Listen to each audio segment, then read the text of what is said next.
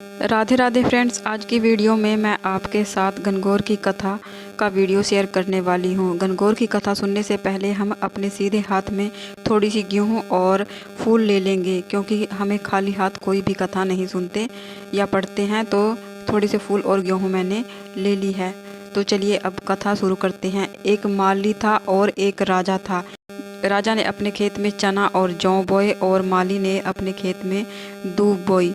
राजा का चना और जौ बढ़ते जाते और माली की दूब घटती जाती। तब माली ने सोचा कि राजा के चने और जौ दिनों दिन बढ़ते जा रहे हैं और मेरी दूब घटती जा रही है। ऐसा क्यों हो रहा है? मुझे छुप कर देखना चाहिए। तब माली ने छुप कर देखा कि कुछ लड़कियां आती हैं जो दूब चुरा कर ले जाती हैं। तब माली को बहुत गुस्सा आया। उसने लड़कियों को रोका और उनकी चुनरी उनसे छीन ली। तो लड़कियां बोली कि आप हमें हमारी चुनरी दे दीजिए और हम गणगौर माता का पूजन करते हैं। हमने 16 दिन की गणगौर बिठाई हुई है, दूब से हम गणगौर पूजन करते हैं। तब माली ने उनको इनकार कर दिया। तब लड़कियों ने कहा कि जब हम गणगौर पूजेंगे तुम्हें वापसी का कुंडा भरकर दे जाएंगे। तब माली ने सोचा कि चलो ठीक है और उनकी चुनरियाँ वापस दे दी। तब गणगौर पूजने के बाद लड़कियां लापसी का कुंडा लेकर माली के पास आई। माली ने वह कुंडा अपनी पत्नी को दे दिया। उसकी पत्नी ने वह कुंडा घर में रख दिया। और जब मालिन का लड़का पूछने लगा कि माँ मुझे भूख लगी है और कुछ खाने को दे दो, तब मालिन ने अपने बेटे से कहा कि आज तो लड़कियां आई थी जिन्होंने गणगौर पूजी है और वो लापसी का कुंडा लेकर आई थी, उसी में से कुछ खा ले। तब माली के बेटे ने जैसे ही घर के अंदर जाना चाहा तो उससे घर का दरवाज़ा नहीं खुला। तब वह दौड़ा दौड़ा अपनी माँ के पास आया।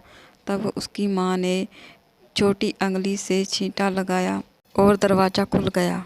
तब मालिन और मालिन की बेटे की आंखें फटी की फटी रह गई। सारा घर हीरे जवाहरात सोने चांदी से भरा पड़ा था। हे गणगौर माता, कहते सुनते हुकारा भरते जो भी कोई इस कहानी को सुन रहा है, जिस प्रकार माली और मालिन के घर को आपने खजाने से भर दिया, इस प्रकार सभी के घर को हीरे जवाहरात और खजाने से भर देना। कहते सुनते हुकारा भरते जो भी कोई इस कहानी को सुनता है, गणगौर माता और ईश्वर भगवान सबकी इच्छा पूरी करते हैं। इसके साथ ही हम एक गणेश जी की कथा भी सुनेंगे, क्योंकि कोई कथा हमें अकेले नहीं सुननी होती है। एक बार विनायक जी महाराज ने सोचा कि चलो धरती पर जाकर धरती के लोगों की परीक्षा ली जाए।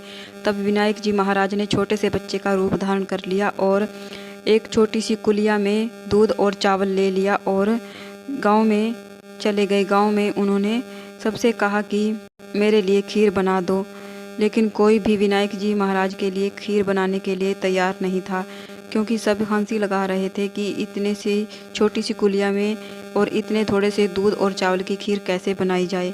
तब एक बुढ़िया ने सोचा कि यह बच्चा कब से परेशान होता फिर रहा है, चलो आज मैं इसकी परेशानी दूर कर देती हूँ और इसके लिए खीर बना देती हूँ।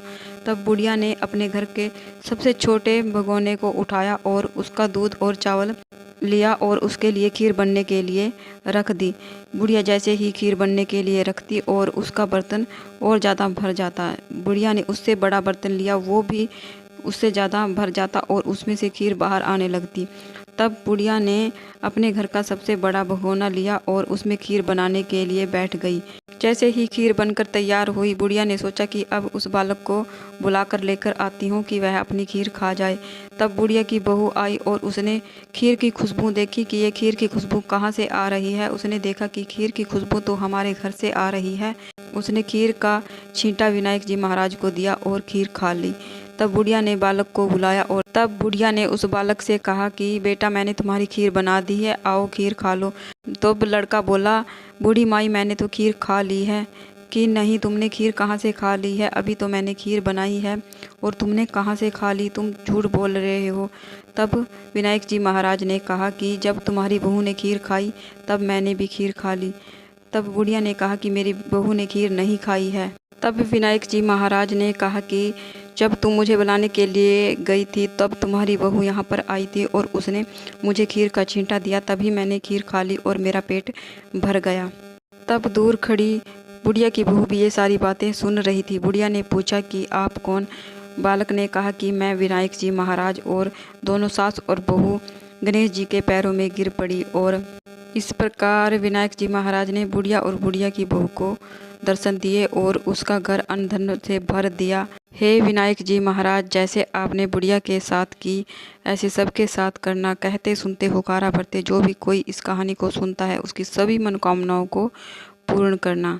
जय विनायक जी महाराज। इस प्रकार हमारी दोनों कथाएं पूर्ण हो जाती हैं और जो फूल हमारे हाथ में था वो हम गणगौर माता और ईश्वर जी को समर्पित कर देंगे। गेहूं के दाने हम जल के लोटे में डाल देंगे और जल के लोटे को हम सूर्य देव को अर्घ दे देंगे।